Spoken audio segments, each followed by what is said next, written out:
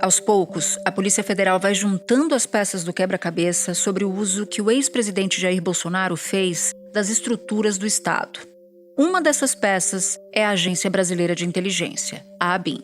Em 2022, um relatório da PF apontou como a ABIN atrapalhou uma investigação sobre Jair Renan, o filho 04 de Bolsonaro, como destacou a jornalista Thaís Bilenque em conversa aqui comigo no assunto em agosto deste ano. Pouco depois desse depoimento, a Polícia Federal faz um relatório em que diz formalmente que um agente da ABIN, Agência de Inteligência Brasileira, estava tentando obter informações para preservar e poupar a imagem do pai dele, quer dizer, um uso da máquina pública, de uma agência de inteligência, para tentar obter informações da Polícia Federal. Isso a Polícia Federal registrou formalmente. Depois, essa investigação contra o Jair Renan acabou não indo para frente, foi arquivada, mas esse registro e essa tentativa, e o nome do servidor da ABIN, uma figura de confiança do então diretor da ABIN, isso tudo ficou registrado.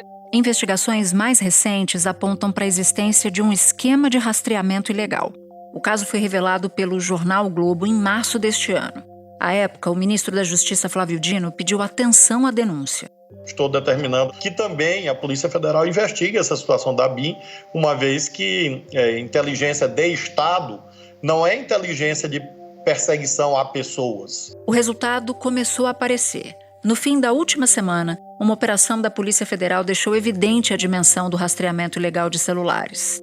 Bastava digitar o celular do alvo no programa e essa informação aparecia no mapa. Era possível fazer um histórico de lugares visitados e até criar um alerta para quando a pessoa chegasse a um determinado lugar. Foram ao menos 36 mil operações ilegais como esta ao longo de 2 anos e 4 meses. Investigadores conseguiram levantar cerca de 1.800 dessas operações. As demais teriam sido apagadas. Os alvos? Servidores públicos, políticos, policiais, advogados, jornalistas e até mesmo ministros do Supremo Tribunal Federal. Da redação do G1, eu sou Natuzaneri e o assunto hoje é a ABIN na mira de investigações. Um episódio para entender o que é a Agência Brasileira de Inteligência, seu papel numa democracia e quais limites precisam ser colocados para evitar uso político dessa estrutura. Meus convidados são Joanes Val Brito Gonçalves, especialista em inteligência de Estado e consultor legislativo do Senado para a área de Relações Exteriores e Defesa Nacional, e Christian Perrone, coordenador-geral de Direito e de Tecnologia do Instituto de Tecnologia e Sociedade do Rio de Janeiro. Segunda-feira, 23 de outubro. Joanes Val, você pode começar nos explicando quando nasce a ABIN em seu formato atual e qual é a finalidade da agência? A Agência Brasileira de Inteligência, a ABIN, ela é criada em 1999 por meio da Lei 9883, de 7 de dezembro daquele ano. É uma lei que, ao mesmo tempo, cria a ABIN e institui um sistema brasileiro de inteligência. E qual era a ideia, qual era o objetivo daquela daquela iniciativa? A ideia era se criar um sistema e uma agência de inteligência completamente adequados ao modelo democrático, ao Estado democrático que se desenvolvia ali e que necessitava efetivamente de órgãos de inteligência. Até porque não existe democracia nenhuma no mundo que possa prescindir de serviços de inteligência. E aí, nesse sentido, em 99, dentro de um conjunto de reformas na área de defesa, de segurança, foi criada a Agência Brasileira de Inteligência e também foi criado o Sistema Brasileiro de Inteligência para assessorar o presidente da República com informações estratégicas.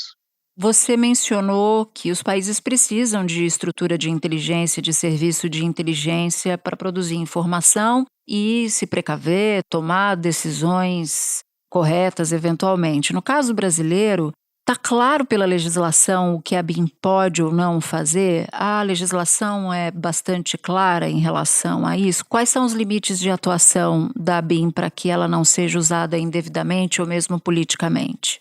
Bom, essa foi uma das principais preocupações da legislação de 1999. Foi criar um órgão de inteligência que trabalhasse de acordo com a lei, com a Constituição, com os princípios democráticos. Então, essa preocupação ela está explícita no texto da lei, que diz que a ABIN não pode fazer nada que vá de encontro à legislação, à Constituição e aos princípios gerais da democracia, do direito. Inclusive, há uma menção expressa na legislação de inteligência a preservação dos direitos e garantias fundamentais. Então, nesse sentido, a legislação busca estabelecer uma série de controles para os órgãos de inteligência em geral e a ABIN em particular, e cria também um órgão de fiscalização e controle externo, a Comissão Mista de Controle das Atividades de Inteligência do Congresso Nacional. É um órgão do Parlamento, um órgão de controle e que acompanha, fiscaliza a comunidade de inteligência e, sobretudo, a Agência Brasileira de Inteligência. De modo que se buscou na legislação de 99 adequar o Serviço de Inteligência Brasileira ao Estado Democrático de Direito. A lei ela é muito ciosa dessas questões. Agora, depois dos atentados golpistas do dia 8 de janeiro, o presidente Lula tirou a ABIN das mãos do Gabinete de Segurança Institucional, GSI. Lembrando que a ABIN ficava sob o GSI durante o governo Bolsonaro. Então, a ABIN sai das mãos do GSI e vai para o controle da Casa Civil, um outro ministério, ambos ficam ali no Palácio do Planalto. Mas quem é o responsável por controlar as atividades da ABIN? E eu aproveito para te perguntar qual é a importância desse tipo de controle para garantir que a agência siga fiel aos princípios democráticos. São vários os mecanismos de controle. Nós temos primeiro os mecanismos legais de controle, ou seja, a legislação que limita a atuação da agência, e nós temos os mecanismos institucionais de controle. E aí esses mecanismos são em vários níveis. Há primeiro um controle interno na agência, há o controle do poder executivo, há o controle do poder judiciário, obviamente, né, como nós temos em qualquer modelo, e há, o mais importante deles, é o controle externo realizado pelo Congresso Nacional por meio da CECAI, né, da Comissão Mista de Controle das Atividades de Inteligência. Então, nós temos várias instâncias que estão atentas, que estão acompanhando as atividades da ABIN e exercendo o controle externo, a fiscalização. Segundo as investigações, esse sistema, esse programa espião, comprado de uma empresa israelense com recursos públicos e sem licitação, era usado por servidores para invadir sistematicamente a rede de telefonia brasileira e monitorar pessoas. Há indícios, portanto, de uso político desse programa de monitoramento e, por isso, os 5 diretores da ABIN estão entre os alvos e foram afastados dos cargos. As 2 prisões são de servidores que estavam sendo demitidos, mas sabiam do uso indevido desse programa espião e estavam usando essa informação para evitar a demissão. A Polícia Federal abriu um inquérito para investigar o caso depois de uma reportagem do jornal o Globo, de março deste ano, que revelou que esse programa foi usado nos 3 primeiros anos do governo Bolsonaro. E, além disso, existe o que a gente chama de controle popular. O que é isso?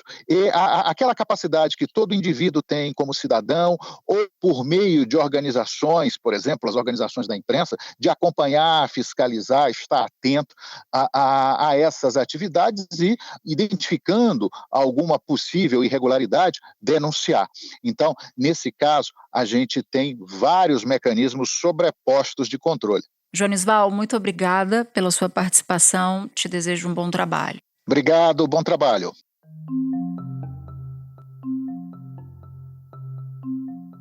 Christian, por que os dados coletados pela ABIN são considerados sensíveis e como agências de inteligência devem tratar esse tipo de informação? Bom, a gente pensa que aqui a gente está tratando de dados de localização, tá? Eles parecem ser dados bastante inocentes, né? Só diz onde nós estamos. O problema é que, na realidade, a partir desses dados, a gente consegue inferir uma série de coisas, né? Desde o dia a dia das pessoas, ou seja, onde as pessoas fazem compras, onde as pessoas vão, até dados extremamente sensíveis, por exemplo, a religião de alguém. A gente consegue também saber se a pessoa tem uma questão de religiosa, uma questão de de saúde, se ela está indo para um hospital. Até tem um caso extremamente famoso de uma modelo do Reino Unido que se pôde saber que ela tinha um problema com drogas porque ela estava no local onde tem uma reunião de narcóticos anônimos. Então a gente consegue saber todos esses tipos de dados a partir de inferências de localização, até dados de segurança da pessoa, por exemplo, onde a pessoa mora, onde estão onde a pessoa leva os seus filhos, né?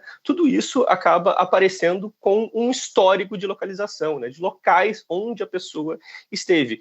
E por isso a gente tem que imaginar que agências de inteligência que têm acesso a esse tipo de dado, ela tem que, de alguma maneira, ter uma justificativa muito clara, um interesse público muito importante para poder, de fato, ter essa compreensão tão vasta sobre a intimidade de alguém, sobre a privacidade dessas pessoas. Nenhum país democrático, nenhum país estruturado no mundo tem militares fazendo a segurança do seu presidente. Nos Estados Unidos é o serviço secreto, na Alemanha é a BKA. Na Argentina, estive na Argentina semana passada, é a Polícia Federal Argentina. Na Colômbia é a Polícia Nacional da Colômbia. Na Espanha, a Polícia Nacional. Ou seja, o núcleo da segurança dos presidentes é feito pelas polícias dos países. Então, essa lógica, agora o Brasil resgata isso, né, e se alinha com os principais países democráticos. Da mesma forma, quando a gente vai entender, de um modo geral, outras agências de inteligência do mundo afora, elas têm que ter justificativas e ela tem uma procedimentalização muito específica para ter acesso a esse tipo de dados. Por exemplo, você tem um pedido para uma corte específica, ou então você tem todo um órgão administrativo que vai lidar com esse tipo de situação e como a agência de inteligência vai ter acesso. Vamos falar, por exemplo, nos Estados Unidos, né? No Patriot Act, que fala justamente sobre ter acesso a dados para agências de inteligência norte-americana, lidar com situações extremamente sólidas de terrorismo, questões de impacto de insurgentes, ou questões nesse sentido, você tem cortes específicas, você tem pedidos para juízes específicos. Da mesma forma, no Brasil também, a gente precisaria desse tipo de questão, e a gente precisa. E até, de fato, se a gente for pensar, a própria BIM tem uma série de protocolos para você ter acesso a dados importantes, dados sensíveis, como esses, que a gente pode inferir a partir da localização das pessoas, a partir da localização, na realidade, dos celulares, né? Que basicamente é o proxy de onde a pessoa está. Agora, Christian, o que a Polícia Federal investiga é o uso de um software chamado First Mile. Esse software é um programa que teria sido usado para rastrear pessoas, como a gente já disse. Eu quero entender que tipo de previsão legal existe no Brasil para o uso desse tipo de software. De um modo geral, tá? Agências de inteligência, elas têm uma série de leis que guardam como deve ser a atuação delas, né? Nós temos uma série de protocolos internos da própria agência. Mas aqui a gente está falando mais especificamente de dados pessoais que podem ser utilizados por essa agência.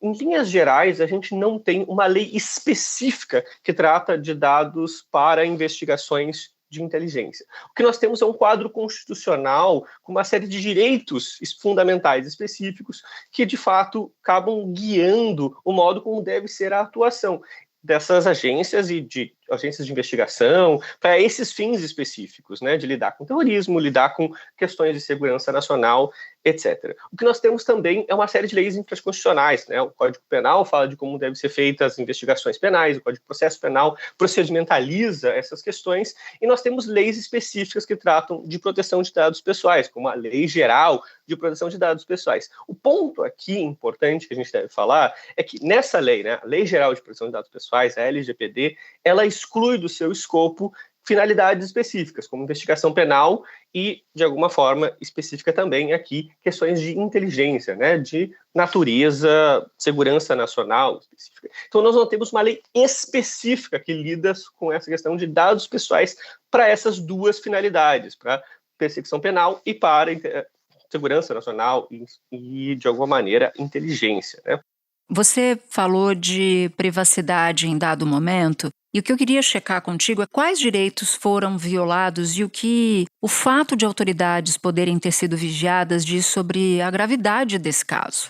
O ponto central dos direitos aqui que a gente está tratando é justamente direitos à privacidade, à intimidade e proteção de dados pessoais, né? Isso, de fato, são questões fundamentais e cruciais que estão sendo lidadas aqui. Mas não são os únicos direitos que estão sendo tratados, né? Justamente por se tratar de questões aparentemente relacionadas a opositores, outras instituições, né, ou pessoas que fazem parte de cargos muito relevantes de outras instituições no nosso país, a gente está tratando também de direitos relacionados a questões políticas, direitos relacionados a questões de associação, de liberdade de expressão, né? Tudo isso forma todo um arcabouço muito importante de direitos que estão potencialmente sendo violados aqui, né?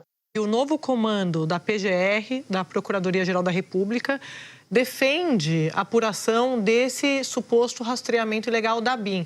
E a gestão do Aras tinha defendido exatamente o contrário, o arquivamento. Essa nova gestão, sob nova direção, está seguindo as atribuições que a Procuradoria-Geral da República tem. Proteger a sociedade, a democracia, coibir esse tipo de ação criminosa. No mínimo, investigar. Era isso que não acontecia na gestão de Aras, que havia um alinhamento e uma blindagem aos maus feitos, ou, no mínimo, às suspeitas relacionadas ao governo Bolsonaro. Se a gente olhar do ponto de vista que são pessoas que são em alto escalão, também a gente pode estar lidando nas questões institucionais do próprio Estado brasileiro, da própria democracia, da separação de poderes, né? Isso pode influenciar, de fato, como essas pessoas, ou pelo menos de alguma maneira, entender como essas pessoas estão lidando com seus cargos, estão nessa situação extremamente relevante. Portanto, a gente fala de uma série de direitos que vão além da privacidade e a intimidade das pessoas aqui. Temos que entender que até questões fundamentais, as instituições do nosso país também estão em voga aqui, em baila, nessa situação importante. Portanto, o episódio afeta a própria estrutura da democracia. Exato, né? Ele pode, de alguma maneira, estar lidando com isso, né? Com a própria estrutura do nosso Estado democrático de direito, a separação de poderes entre as instituições e o modo como essas instituições estão sendo tratadas no dia de hoje. Então, é muito importante a gente compreender muito bem como é que foram utilizados esses softwares pelas agências de inteligência brasileiras. Christian, muito obrigada e um bom trabalho para você. Obrigado, aqui é um prazer conversar com você, Naduza. Este foi o Assunto, podcast diário disponível no G1, no Globoplay ou na sua plataforma de áudio preferida. Comigo na equipe do Assunto estão Mônica Mariotti, Amanda Polato, Lorena Lara, Luiz Felipe Silva, Tiago Kazuroski, Gabriel de Campos, Nayara Fernandes e Etos Kleiter. Eu sou Natuzaneri e fico por aqui. Até o próximo assunto.